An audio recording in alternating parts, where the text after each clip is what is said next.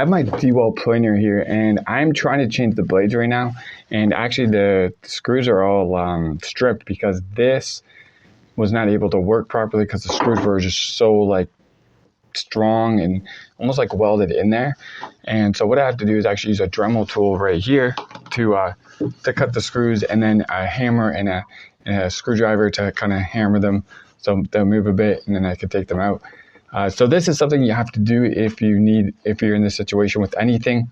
You kind of have to cut like a slot inside the screw, so you're able to get like a flathead screwdriver in there, and get it to turn, right? So this is something that I need to do to actually change the blades on this Dewalt Planer, and that's what I have to do. So thank you for watching, and this is just a quick tip on how to do this.